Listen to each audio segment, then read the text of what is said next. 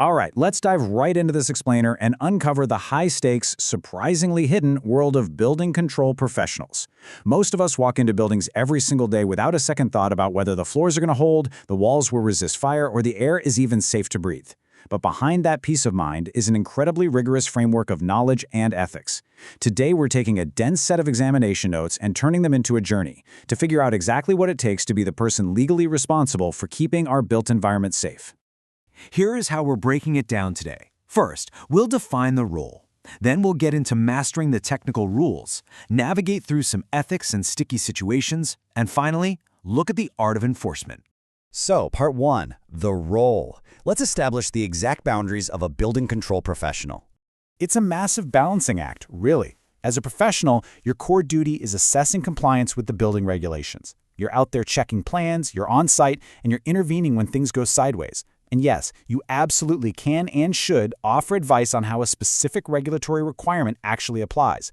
But here is the hard line you cannot cross: providing design advice.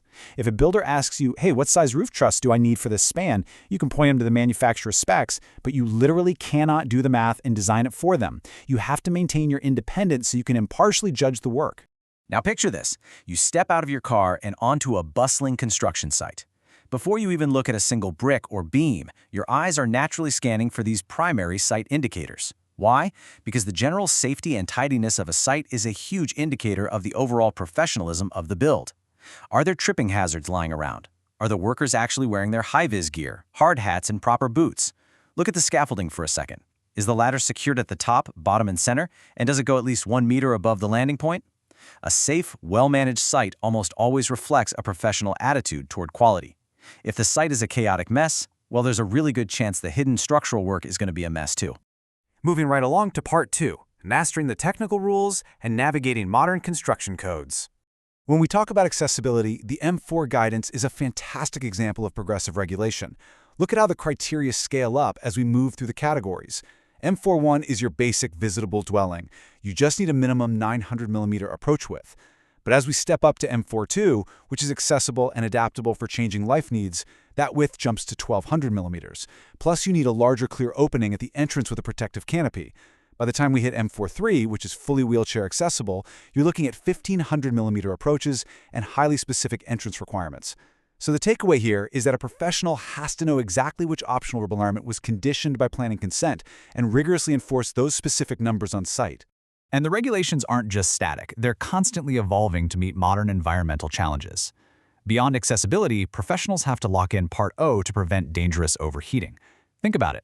With modern, highly insulated homes, trapping heat can actually become a severe health risk. The main goal here is to stop UV radiation from cooking the inside of the residence. You do this by reducing window sizes, adding external shading, or decreasing the glass's G value. It's actually really helpful to think of it like putting a giant pair of sunglasses on the building, because nobody wants to live inside an expensive greenhouse. In fact, most buildings require a complex thermal modeling system called TM59 just to prove they won't roast the occupants in the middle of summer. Speaking of environmental needs, under Part S, the crucial point boils down to this one simple number. It sounds basic, but the logistics are huge. For new residential buildings, each dwelling needs exactly one EV charge point for every associated parking space. So if a new house has 2 dedicated parking spots, you only need 1 active charger, but you still have to follow strict rules for cabling to handle future installations. It's all about future-proofing our infrastructure, and the building control professional is the one making sure it actually happens. Let's pivot to part 3, ethics and sticky situations, because there is a very human element to this job. Let's put you right in the shoes of an inspector with a scenario straight out of the mock assessment. Imagine you're on site. A client has installed a non-standard fire door that totally fails the regulations. They pull you aside, tell you it's a massive headache to replace, and ask you to just let it slide this one time. Then, they casually offer you premium spare tickets to a major football game or a concert this weekend. How do you handle a client offering you perks to just look the other way? Well, the answer is absolute. Black and white. You have to refuse the offer entirely. There's no gray area. No, I'll take the tickets but still fail the door compromise. Accepting this is a severe breach of the CABI Code of Conduct, and legally speaking, it amounts to bribery. In this profession, your integrity is literally your only currency. If you compromise on a fire door today, you are compromising the very life-saving measures you swore to uphold. Here's another high-stress dilemma, but this one involves imminent physical danger. You're walking a site and you spot a worker down in a deep trench, but there is absolutely no shoring or support holding the earth back. A collapse could happen in a split second and be fatal. You approach to intervene, but the worker aggressively pushes back, telling you, hey, it's none of your business. What is your next move? This is a fascinating intersection of statutory duty and ethical duty. Technically, enforcing construction design and management, or CDM regulations, isn't your statutory job. That falls to the health and safety executive. But your ethical duty of care, that completely overrides the red tape. Because that person is in imminent danger of being buried alive, you are ethically obligated to immediately report the incident to the HSE. You never just shrug and walk away because it's not your department. Which brings us to our final section, Part 4, the art of enforcement, or wielding the hammer proportionately. Enforcement isn't just about throwing the heavy book of the law at someone out of frustration. It has to be carefully measured against 3 principles. First, it's got to be consistent across all projects. You definitely can't be lenient on one developer and super strict on another. Second, it must be proportionate to the risk. You wouldn't prosecute someone over a minor, easily fixed error. And third, it needs to be targeted. You use a risk-based inspection process, so you focus your attention exactly where you're most likely to identify major contraventions. And this all happens through a progressive escalation matrix. You always start at step 1, just raise the issue informally on site. If they fix it, awesome, record it, and move on.